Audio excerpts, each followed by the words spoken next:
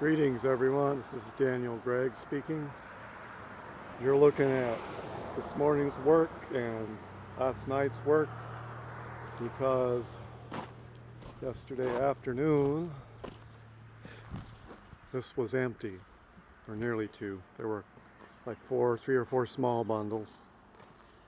So that's what I've been doing this morning. And I got more work to do today that I gotta get to, so I'm going to fit a video in here for you. So let's go inside and sit down where I have my Bible spread out. You might be able to see I'm still a little sweaty. I'm working in the woods and cutting that wood up. So we'll walk up to the house here.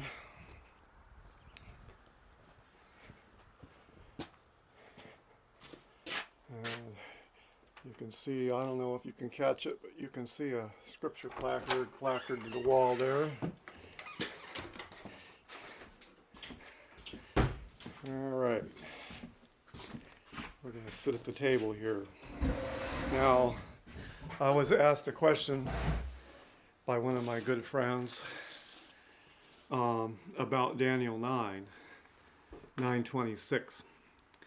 So I've written out the answer here so you can get my full thoughts on the matter. I will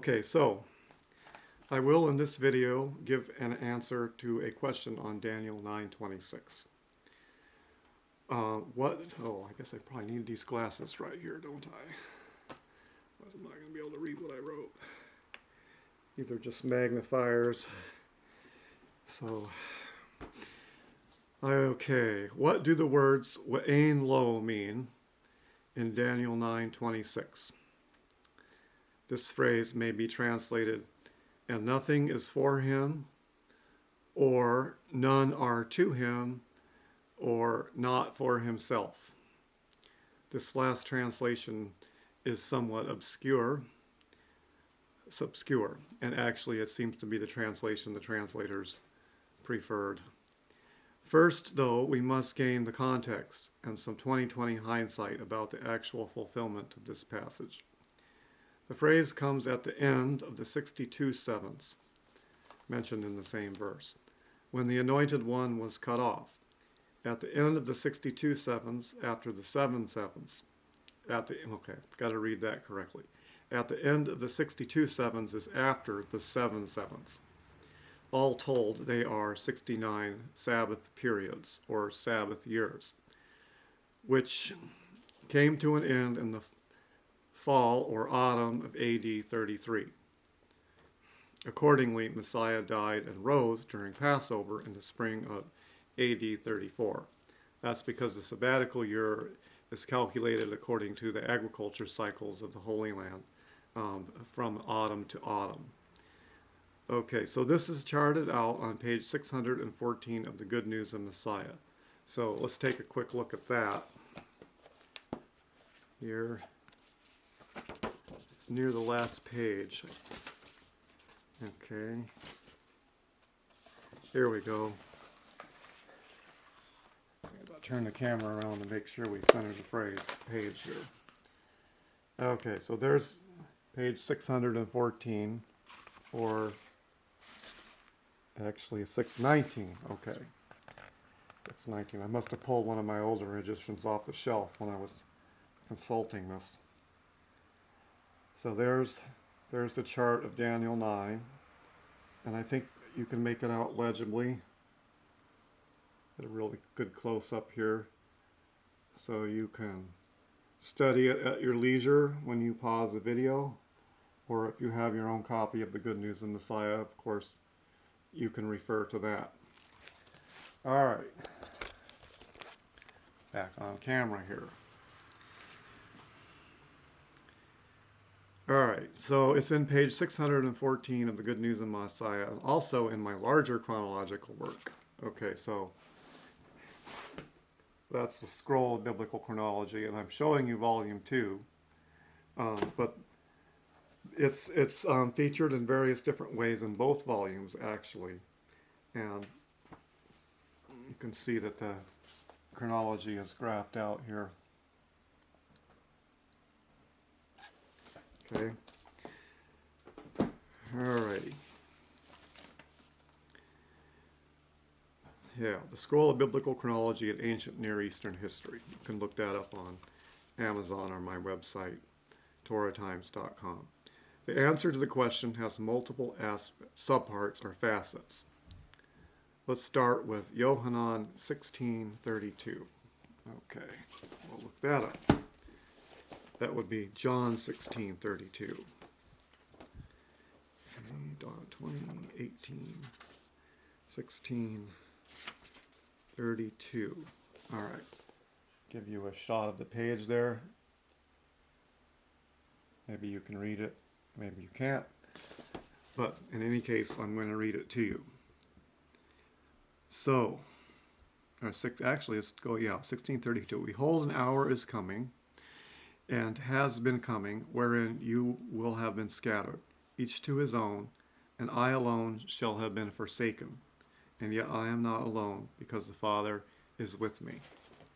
Okay, so that's a fulfillment of, and nothing is for him, or none are to him, because they're all going to get scattered.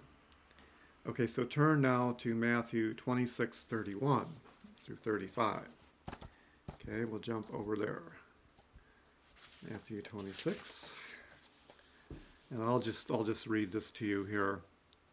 Then Yeshua said to them, you will all fall away because of me this night, because it has been written, I will strike the shepherd, and the sheep of the flock will be scattered. But after I have been raised, I will go before you into Galilee. So I will strike the shepherd, and the sheep of the flock will be scattered. That's actually a quotation from, I believe, Zechariah 13:7, according to the note down here. So that also is also an explanation of the Ayn Lo, and nothing is for him or nothing to him, or none are to him. Okay, so the Hebrew words can actually, the O on the end can be reflexive and mean himself, or it can mean him. The Lamed can mean to or for, and Ain can mean none or nothing or no one. You get a sense of it if you read enough Hebrew, how to figure that out. Okay, so the scene is repeated in Mark 14:27 to 31. You can look that up. I'm not going to read that. In Luke, Isaiah 53 is cited, quote, and he was considered with transgressors. Okay. Okay, page 2. He was thought to be with the wicked. How turned upside down can things get? None are for him, speaks of betrayal and apostasy. We may relate this to the kingdom. The kingdom, or subjects of it, are not for the king. So it was written of the two houses in Hosea. Okay, so this one I'm going to look up here. Hosea 5:14 through 15. And of course, you can use the references and look it up in your own Bible. I don't see it as necessary to edit and put scriptures on the screen here. That actually takes more time than it's worth. Okay, Hosea 5:14.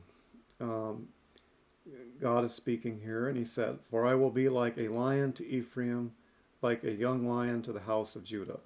I, even I, will tear and go away. I will carry off, and no one shall rescue. Okay? So, he says, I will go away. All right? So, because none are for him, because they're betraying him. And if you read the context of Hosea, you will get the sense that he's responding to a betrayal by the house of Israel and the house of Judah. For instance, in Hosea 6:7, he says, but like Adam, they transgressed the covenant. There they dealt faithlessly with me. Gilead is a sevel of evildoers, tracked with blood, and robbers lie in wait for men. So priests band together and murder on the way to Shechem. They commit villainy. Okay, and even the same kind of thing is playing out today. We have the abortion problem in America, people who want abortions. So, and we have religious leaders that actually recommend or promote abortion. So that can go under the category of priests and so on. I mean, we could go on and on about this. But the basic thing is that Yeshua went away because he was betrayed, not just by Judas, but he was betrayed by the nation. And he was betrayed by the nation back at the time of the Assyrian exile, the Babylonian exile, and also when he came to put in a personal appearance. All right, we're sitting at 10 minutes here. Okay, so I read that. Israel bears guilt because it rejected the Torah. Judah bears guilt because it rejected Messiah. None are for him. Ayn Lo. So Messiah has gone away for the present. The imperative is given at the beginning of Hosea 6. So I'll read that to you. Come, let us return to Yahweh, for he has torn that he may heal us. He has struck us down, and he will bind us up. After 2 days he will revive us. On the third day he will raise us up, that we may live before him. Let us press on to know Yahweh. His going forth is fixed as the dawn, or at the dawn. He will come to us as the showers, as the spring rains that water the earth.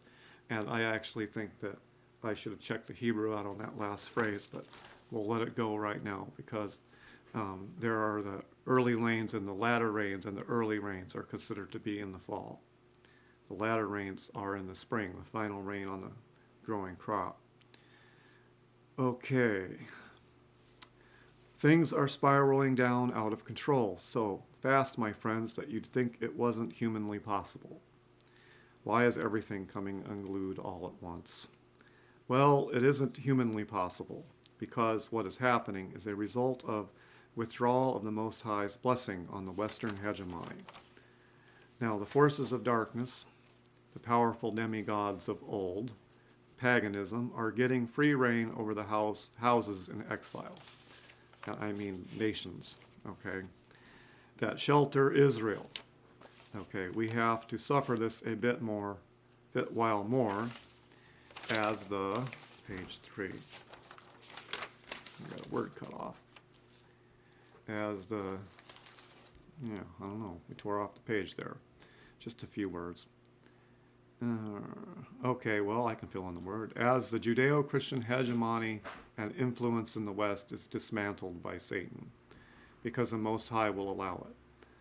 What will he get in return for turning the nations over to the consequences of their iniquities? Firstly, Satan will not be allowed to achieve the global empire he seeks at this time, but he will achieve the destruction of civilization, including modern Israel. Out of this chaos, the house of Judah and Israel will be restored in the land and into the land from all the places where they were exiled. And Israel and Judah will be for him, that is, for Messiah Yeshua. He will again sanctify Israel, and the nations will lose the sanctifying presence of Israel in exile, because Satan will soon learn that he cannot deceive humanity as much as he needs to or desires to while Israel is in the midst of the nations. Okay, so thank you for listening. That's the answer to the question.